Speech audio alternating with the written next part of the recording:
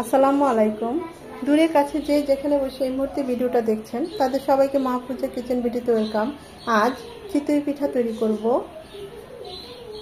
ঘরেই চাল ভিজিয়ে ব্লেন্ডারে চাল গুঁড়ি করে তারপরে চিতই পিঠাটা করব দস্তার কড়াইয়ে। লোহার কড়াইয়ে করলে পিঠাটা আরেকটু ভালো, আরও সুন্দর হতো। তো আমার হাতের কাছে লোহার কড়াই ছিল না। চেষ্টা করবেন লোহার কড়াইয়ে চিতই পিঠাটা করতে, এটা আরেকটু সুন্দর হয়। তো যাই হোক, এমনিতেও খারাপ হয় নাই। দেখতেই পাচ্ছেন প্রতিটা পিঠা খুব সুন্দর হয়েছে, খুবই সফট। এই দেখুন, খুবই সফট পিঠাগুলো, অসম্ভব মজার। তো কথা না বাড়িয়ে আমি কিভাবে চিতই পিঠাটা তৈরি করি সেটাই আপনাদের সাথে আজকে শেয়ার করব।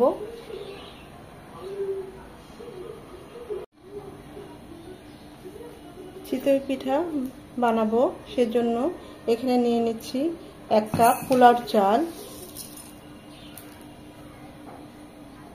এটা চিনি গুঁড়া পোলার চাল। সাথে দিয়ে দিচ্ছি ভাতের চাল, মানে আমি এটা নাজিরশাহ চাল বলি আমাদের এখানে, ভাতের সেদ্ধ চালটা, সেটা দিয়ে দিচ্ছি 1 কাপ। খুব ভালোভাবে ধুয়ে চালটাকে ভিজিয়ে রাখবো 7 থেকে 8 ঘন্টা, মানে ওভারনাইট আমি ভিজিয়ে রাখবো। পরের দিন আমি ব্লেন্ড করব, তাহলে হবে কি খুব ভালো স্মুথলি ব্লেন্ডটা হবে। 3 থেকে 4 বার চালটা খুব ভালোভাবে ধুয়ে নেব যেন এর ময়লাটা চলে যায়, তারপর ভিজিয়ে রাখবো।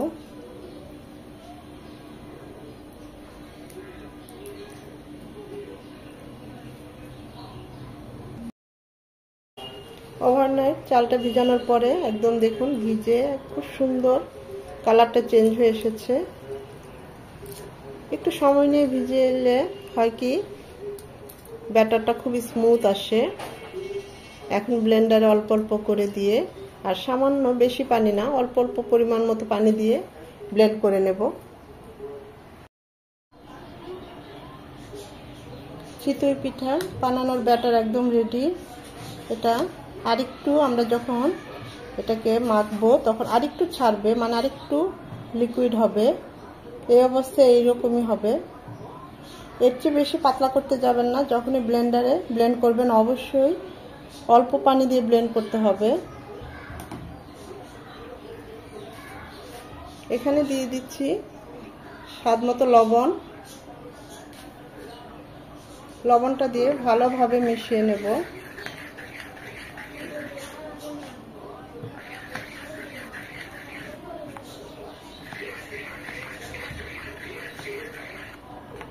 টেস্ট করে নেবেন এই পর্যায়ে লবণটা ঠিক আছে কিনা।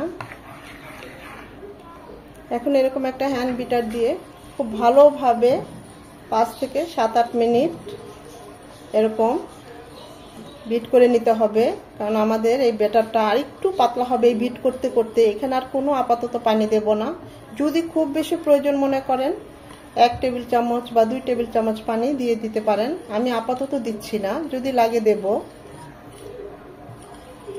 এখানে চাইলে আপনারা 1/2 চামচ বেকিং পাউডার দিতে পারেন,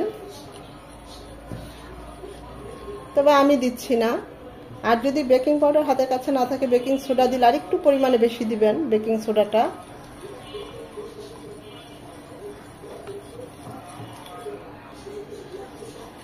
আমি কিন্তু ঘড়ি ধরে 6 থেকে 7 মিনিট এভাবে বিট করে নিলাম।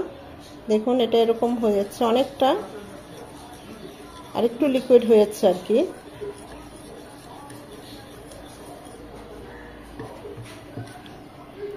এই কাজটা একটু ধৈর্য নিয়ে করতে হবে, তাড়াহুড়ো করলে চলবে না। এই রকম হবে।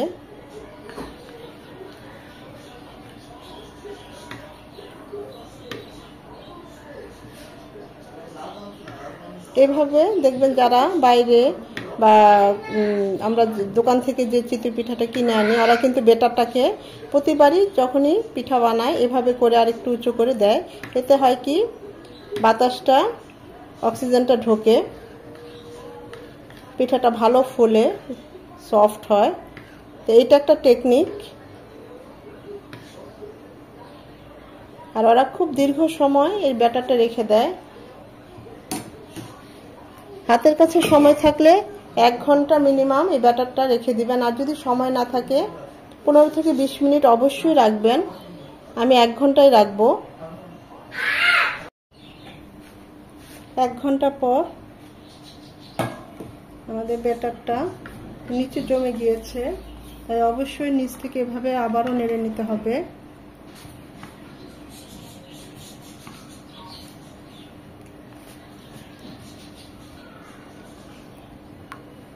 আমি এখানে আর 2 টেবিল চামচ পানি দিয়ে দিচ্ছি।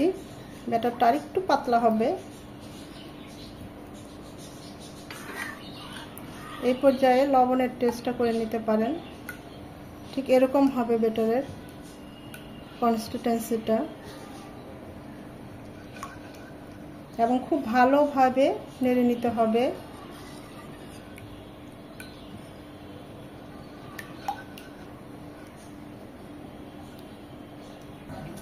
প্রথমে কড়াইটাকে একদম ফুল হিট করে নিতে হবে, তারপরে মিডিয়াম টু লো হিটে রাখতে হবে চুলাটা। এখন এখানে একটু পানি ছিটা দিয়ে এখানে আমি একটু তেলও নিয়েছি, খুব ভালোভাবে মুছে নিতে হবে।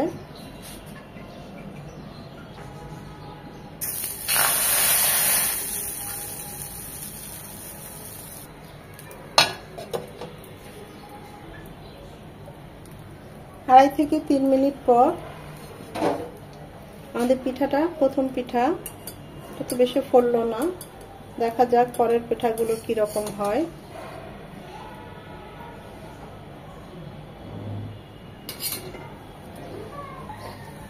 মাশাআল্লাহ, এটা কিন্তু ভালোই ফুলেছে। ছোটবেলা আম্মা যখন পিঠা বানাতো, যদি না ফুলতো আম্মার মন খুব খারাপ থাকতো, আর ভাবতাম আম্মা কেন মন খারাপ করে। এখন ভাবি আসলে মনের মতো পিঠা না হলে খুব খারাপ লাগে। দেখতেই পাচ্ছেন আমাদের পিঠাটা মাশাআল্লাহ অনেক সুন্দর হয়েছে। প্রতিবারই পিঠাটা দেওয়ার আগে এরকম হালকা তেলের ছিটা দিয়ে নেবেন, আর অবশ্যই নেড়ে নিতে হবে। আমাদের চিতই পিঠা ব্যাটারটা ভালোভাবে নেড়ে তারপরে দিতে হবে।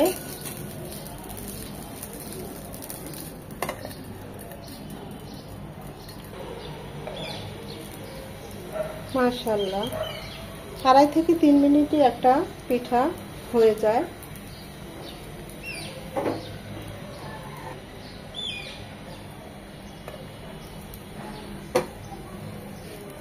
এভাবে প্রতিটা পিঠা বানিয়ে নেব, তবে লোহার কড়াইয়ে বানালে আরো সুন্দর হয় পিঠাগুলো। আমি তো এখানে দস্তার কড়াইয়ে নিয়েছি, দেখতেই পাচ্ছেন আমার পিঠাগুলো খারাপ হয়নি, মাশাআল্লাহ ভালোই হয়েছে।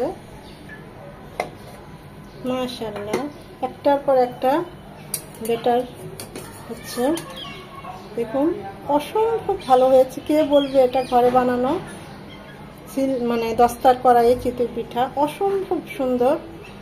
এর পেছনটা দেখুন একদম সুন্দর হয়েছে। আমাদের চিতই পিঠাগুলো তো একদম রেডি, দেখতেই পাচ্ছেন প্রতিটা পিঠা খুবই সুন্দর হয়েছে। প্রত্যেকটা পিঠাই শেষেরগুলি খুব ভালো, বেশি বেশি ফুলেছে, এখনো অনেকটাই গরম।